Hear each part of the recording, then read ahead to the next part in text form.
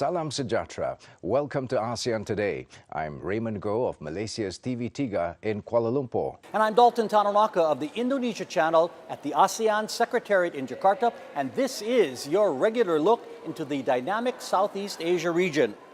Members of ASEAN offered assistance to Nepal and other countries hit by a devastating earthquake. The 7.8 magnitude tremor on April 25th killed more than 5,000 people, with thousands more hurt and homeless. This was the worst disaster to hit Nepal in 80 years.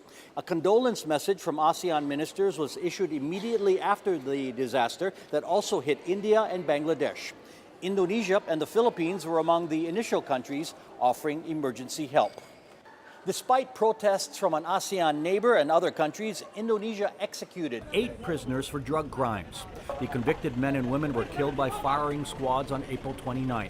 They did not include Filipino national Mary Jane Veloso. Authorities say her execution was delayed due to new evidence in her case.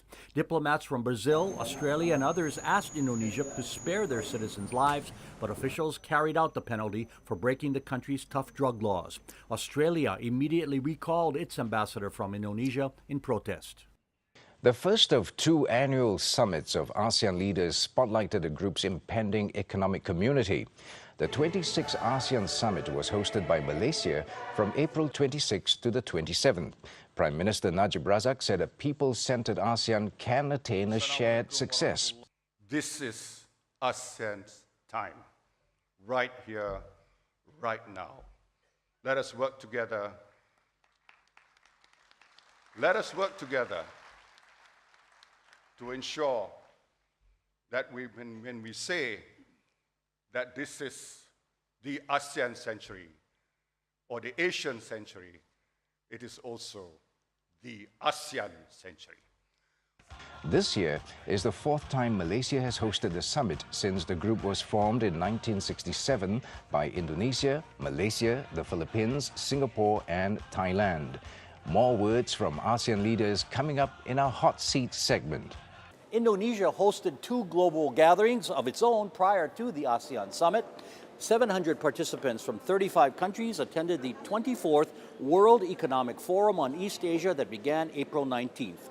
Indonesia's President Joko Widodo reaffirmed his commitment to make Indonesia more business-friendly. This year's discussions centered on a key ingredient necessary to secure trading partner prosperity: trust.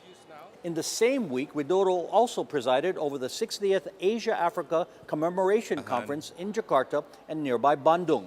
This event drew 21 heads of state from 100 countries. It concluded with resolutions calling for a new global equation that increases the economic and political power of emerging nations and for the recognition of Palestine. Australia, China and Malaysia committed to an ongoing search for missing Malaysia Airlines flight MH370. Representatives agreed to extend the search zone by an additional 60,000 square kilometers. This pledge came on April 16th here in Kuala Lumpur. The current search zone is centered in the southern Indian Ocean. The jetliner disappeared on March 2014, carrying 239 passengers and crew. No trace of the aircraft has been found. 11,000 participants played war games in the 31st Philippines-United States joint exercise. This event began on April 20th in Quezon City. It was the biggest in 15 years, with 85 ships and aircraft involved. The 10-day war games also took place on the islands of Luzon, Palawan, and Panay. Authorities in Thailand made the biggest bust of smuggled ivory in the country's history, then followed up with another nearly as big. 4 tons of elephant tusks were seized in Bangkok on April 18th with a value of $6 million. The shipment was heading for Laos from Congo and would have been distributed to buyers in China, Vietnam and Thailand. A second shipment was seized 9 days later, consisting of 511 elephant tusks weighing 3 tons. Thailand is one of the major destinations for African ivory smuggling in Asia. International sanctions could be imposed if progress is not made in fighting the problem. Coconut water has been a regional craze because of its health benefits and low cost. Women in Cambodia are also squeezing out other business from that product, as ASEAN Today's Prisma Kinanti reports. As the hot summer sun beats down, wouldn't it be great to quench your thirst with a natural, refreshing drink? Well, here in Cambodia, cracking open a fresh coconut for its juice is the norm.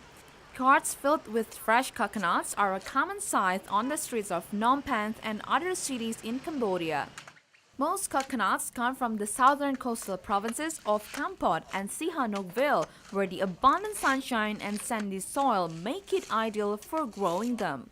At a cost of about 2,000 reals or 50 cents each, coconuts are packed with carbohydrates, natural fats, proteins, and minerals. Drinking their juice is also a good way to replace fluids lost through sweat in the tropical heat.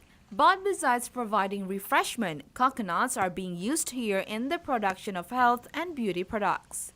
ដូងនេះយើងអាចយកទៅធ្វើប្រេងដូងបានតោះតែវាទុំអញ្ចឹងបើវានៅខ្ចីយើងមិនអាចធ្វើបានទេព្រោះអីវាខូចហើយយើងមិនអាចបេះវាទុកបានយូរទេព្រោះបេះភ្លាមទៅយើងយកទៅធ្វើហ្មងទុកយូរទៅអាចខូចឬក៏ស្អុយឬក៏សាតស៊ីផ្សេង Set up in 2013, Coco Khmer is providing jobs for women who lost their homes in land disputes at nearby Boeing Kok Lake.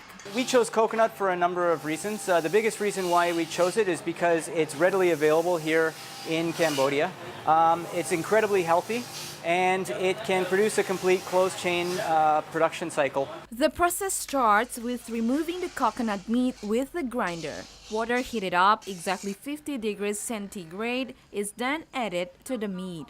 After 20 minutes, the mixture is squeezed through cotton towels to produce coconut milk. After fermenting for 3 or 4 days, the oil separates from the rest of the mixture. It's later filtered twice before bottling and labeling.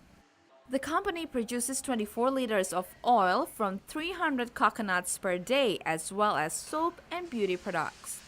Coconut oil is also gaining popularity in Europe and the United States, where some are calling it the next superfood.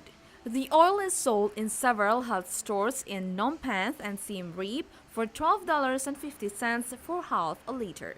Prisma Kinanti for ASEAN Today. More ASEAN Today is coming up shortly. It's the year of economic union, and we hear the summit voices of leaders who proclaimed the Year of ASEAN next.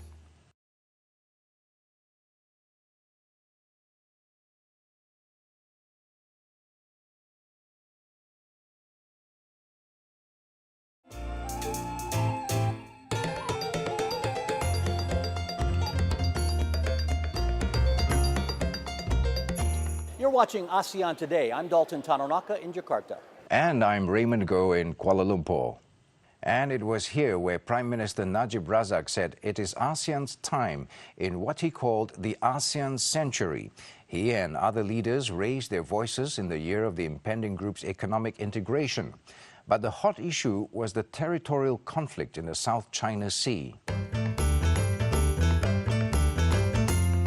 ASEAN must send the right signal and make the right move. And we must avoid any action that would be counterproductive and bring us further apart, either amongst ourselves or with China. Although, ASEAN has been able to engage China actively in those, consultations, there has been, a widening gap between the diplomatic track and the real situation at sea. In this connection, it is even more urgent for ASEAN and China to engage, in the more substantive consultations towards early conclusion of such COC that China has publicly committed to. Recent developments have raised concerns about the South China Sea, and given the importance of its sea lanes to international trade, it is natural that almost any occurrence there will attract global attention. ASEAN must address these developments in a proactive, but also in a positive and constructive way.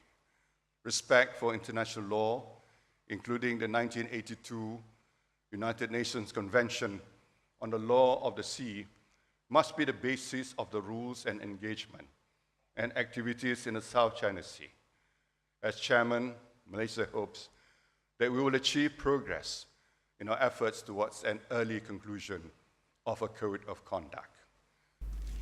No, we will continue to engage China in a constructive way, and China understands our position, and we hope to be able to influence China that it is also to their interests not to be seen as confronting ASEAN, and that any attempt to destabilize this region will not benefit China either.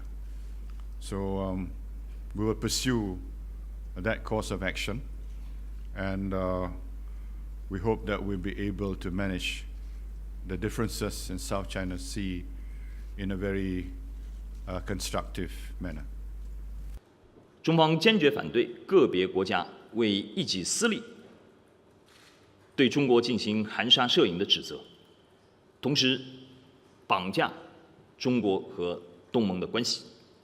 我要指出的是，我们在南海的岛礁建设主要是用于民事的目的，将有利于维护南海地区的和平稳定，有利于南海地区的航行安全、生态保护、渔业活动的安全。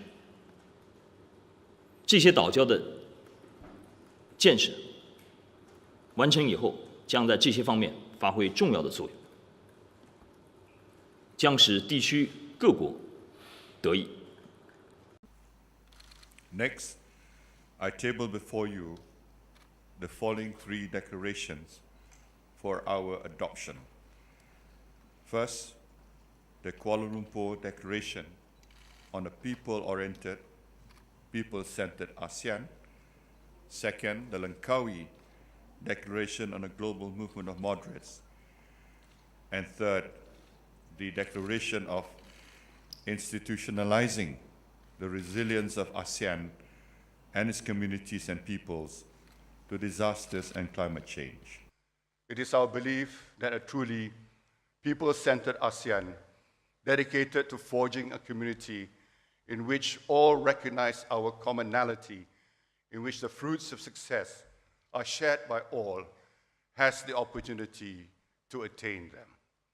Let me repeat, this is ASEAN's time, right here, right now.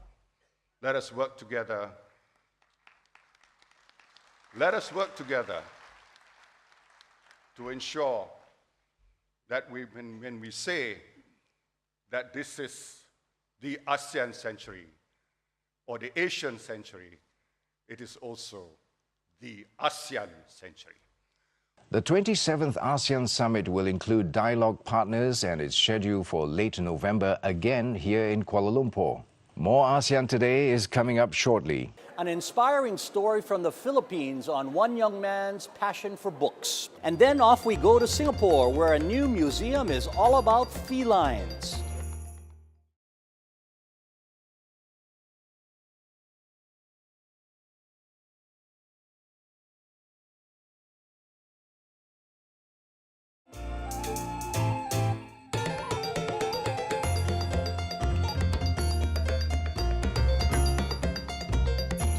This is ASEAN Today. And we're coming to you this month from Jakarta and Kuala Lumpur. A 19-year-old Filipino has become an inspiration for young people in Manila.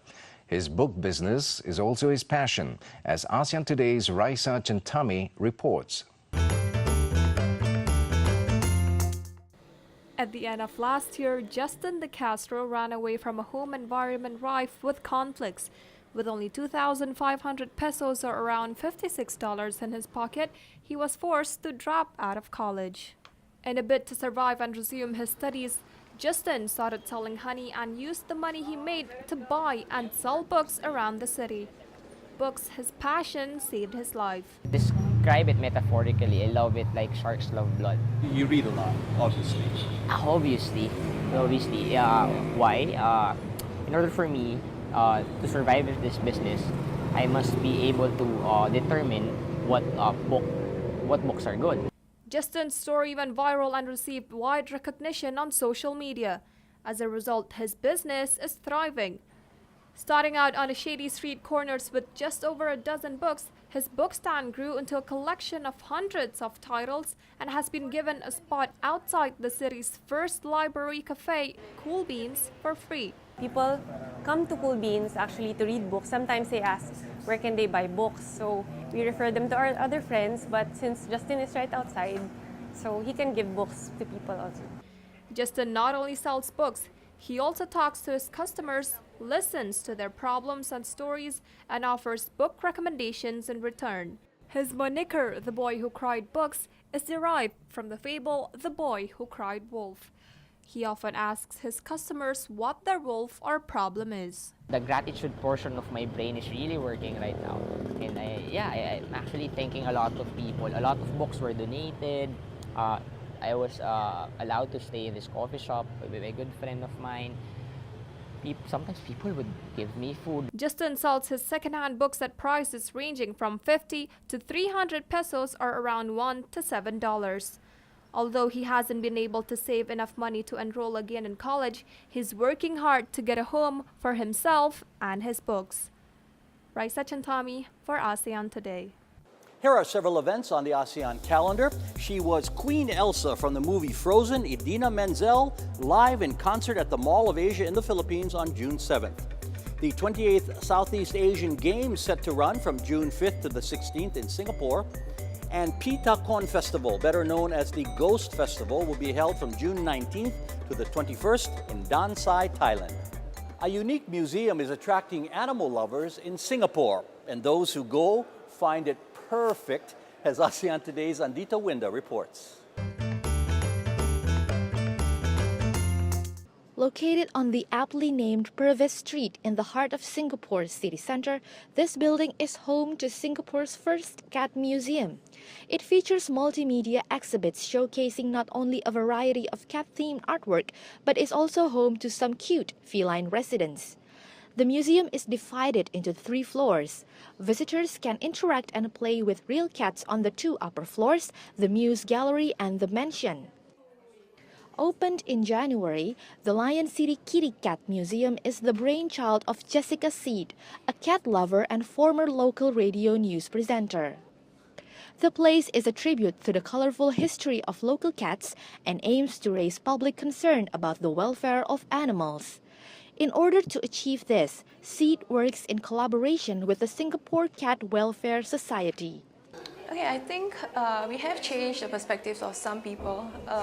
Previously, they may have thought that it would be a better idea to have exotic cats. They are more exclusive and expensive as opposed to local cats. And also, people also realize how easy it is to take care of a cat. The organization brings in rescued or abandoned cats to stay in the Muse Gallery for a 3-month rotation period. If a cat isn't adopted within the period, they will try to rehouse it elsewhere.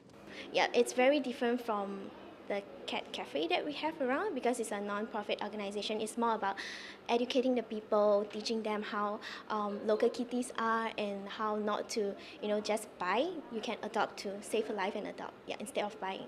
The museum allows visitors to spend time interacting with the cats, which helps them relax and get a better idea of each cat's temperament. To celebrate Singapore's 50th anniversary this year, the museum set a goal for 50 of the Lion City cats to get adopted.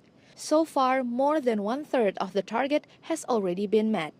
They leave the museum with a whole different feeling towards the animal. And I even had a little girl who walked out of the museum proudly declaring, "I'm no longer afraid of cats." And she strolled all the way out the museum saying, "I'm not afraid of cats anymore." So that was really encouraging. The museum is only open from 4:30 p.m. to 7:30 p.m. on Fridays and 12 p.m. to 7:30 p.m. on Saturday and Sunday, with a 1-hour kitty nap break at 3 p.m. The admission fee is 9 Singapore dollars or around $7 per person, but free for children under 6. Andita Winda for ASEAN Today. It is feedback time, and it is very important that we hear from you from throughout the ASEAN region and the world. And joining us with this month's comments, as usual, is Durrati Sidichanya of the ASEAN Secretariat. Dee, good to see you. Looking very bright and beautiful, as always. Well, thank you. This month is a big month for us with the ASEAN Summit. It was. So. April was a big month, as well as November coming up. Okay, what do you got this month? Well, Lamia posted this on our Facebook page. When will ASEAN Today be broadcast on all national TV stations? This program really has a lot of benefit for all people in ASEAN countries. Good point, Lamia, and we are always working on getting more countries to show us. Curtis tweeted this following our report on protecting pangolins. Hey, Vietnam, let's keep them, not eat them. And here's this month's video email. Hello, my name is Sania. I like watching ASEAN Today because it helps me to gain more knowledge about Asia and also about the countries inside the continent. That's exactly what we like to hear, Tanya. Please send us your comments by email at ASEANTodayTV@gmail.com. You can also post something on our Facebook page or tweet us at ASEAN Today TV. Dalton, that's all for this month. All right, Dee, thank you very much. Pleasure. Raymond? Dalton and Dee, the Buddhist New Year was celebrated across the ASEAN region, highlighted by the world's biggest water fight. Crowds of travelers head to Thailand for 3 days of soaking wet chaos to celebrate the Songkran festival. In northeast Thailand, residents parade a statue of Buddha for people to wash in a bathing ritual. This festival is the traditional way to wash away evil and provide a clean start to the new year ahead. That's ASEAN Today for this month. I'm Raymond Goh of Malaysia's TV3 in Kuala Lumpur. And I'm Dalton Tanonaka of the Indonesia channel in Jakarta. Terima kasih, and see you again next time.